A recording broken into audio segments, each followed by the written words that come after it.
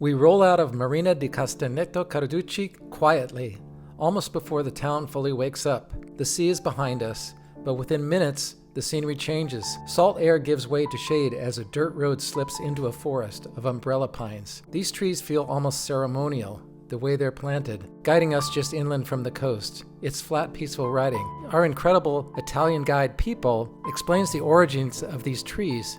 200 years ago, for protecting the fields by the wind coming from the sea. The Della Gherardesca family, they were very rich. They had this, I told you, as a gift, this enormous area as a gift from the emperor. And they had this wild, abandoned area, enormous, and they built here their villas. And later, Bulgaria, where we were yesterday. Before long, we pass through Donoratico, a newer town, a more modern feel. It's a reminder that Tuscany isn't frozen in time. Life has kept moving here, adapting and rebuilding, even as older villages still watch from above. Our guide Pippo tells us this town is relatively new, but he also explains that it's 200 years old. Being from California, that's about as old as our towns get. But you can definitely see that there's no castles, no big walls, no old stonework that's centuries old. Pippo's not too thrilled with this place, but from where we are at Marina di Castagneto Carducci, this is the main town where you find groceries, bike shops, and a train station.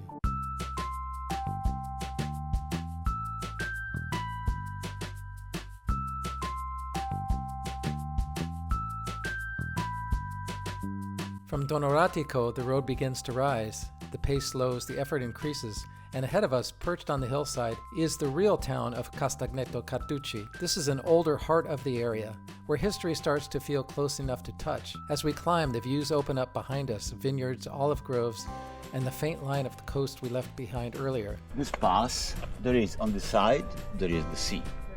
On the other side, there is a big valley in which you will ride some part today, some part next days.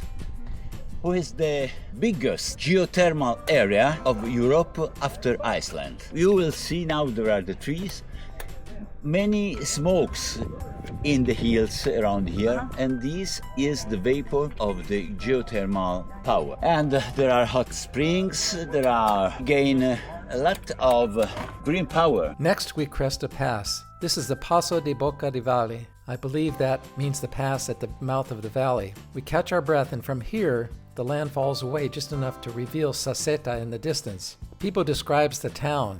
Was the castle built at first? Okay, and then later were built the houses all around the castle. The big house you see on the top was built at first as a castle. Okay. Now was transformed in villa. When we'll come back and we'll cross there, we go to watch inside the village. We'll visit here later, so hang on. But for now, we're going to take a little detour. It's one of those moments where cycling gives you something no car ever could. The slow reveal, the physical connection between effort and pace. Pippo explains how the villages like this were positioned deliberately, tucked into the folds of the hills, protected but never isolated. Looking at it now, it's hard to imagine conflict here. But the stones and ridgelines tell a different story. We roll down into the valley, and it's a long ride, but it's gorgeous, and we're just pedaling along. We make our way across the valley into the outskirts of the town of Suvereto. There's a great castle there, and we'll walk around there in a bit. Pippo stops outside of town and guides us ahead while he waits for the slower riders.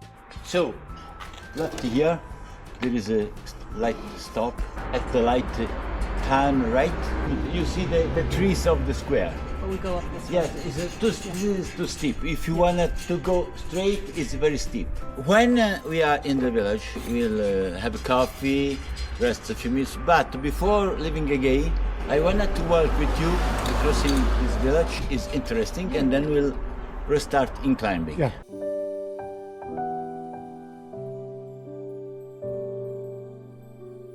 But eventually, we roll into the town of Suvereto and come to a stop in the town square. We lean our bikes against the walls, and suddenly we're walking inside with Pippo instead of riding. As we move through the castle town, Pippo points out the details that are easy to miss. Walls built in stages, streets that narrow intentionally, buildings that serve both daily life and defense. Suvereto isn't just picturesque, it's practical, shaped by the centuries of adaptation. Standing here, it becomes clear that these towns weren't built for tourists or photographs. They were built to last, and they were built for defense. Leaving Suvereto, the road tilts upwards again, this time a long, steady climb back towards Sassetta. It's quiet riding, the kind where you settle into a rhythm and let the scenery come to you. It's an absolutely gorgeous road.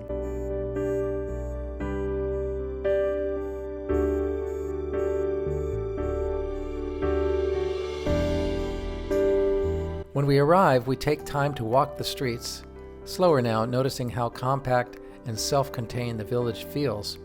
Pippo explains how places like Sassetta survived by being just remote enough, connected but not exposed.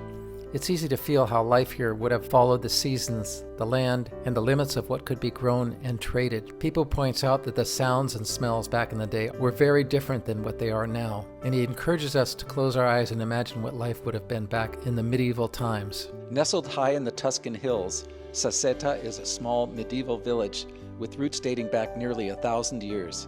Originally built around a castle with fortified walls, this hilltop community once served as a strategic refuge, watching over the surrounding countryside. Walking through these narrow lanes today, it's easy to imagine life here centuries ago. Merchants, farmers, and families moving through these same passageways within the castle walls. Of course, the sights and smells would have been much different. But Sassetta has evolved into something special. Today, this quiet village is also known for its artistic spirit, with sculptures, murals, flowers, and creative touches around nearly every corner. It feels like a place where history and art exist beautifully, side by side.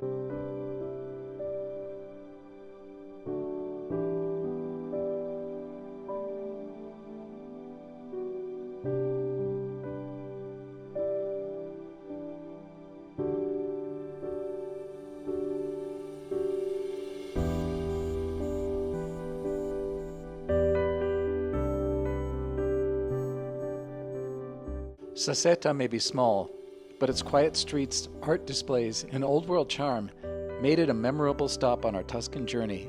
But now it's time to find our way out of the castle and head down the hill toward the true city of Castagneto Carducci. We make our way toward the town and enter and decide to look for a cafe to sit down and have a meal. It's not difficult. This city is bustling with so many small cafes. You can literally walk around and choose one to suit your needs, and we found a great one. It's here that the day's writing and history really settle in. These aren't just villages on a route, they're chapters in the same long story, connected by the roads beneath our wheels.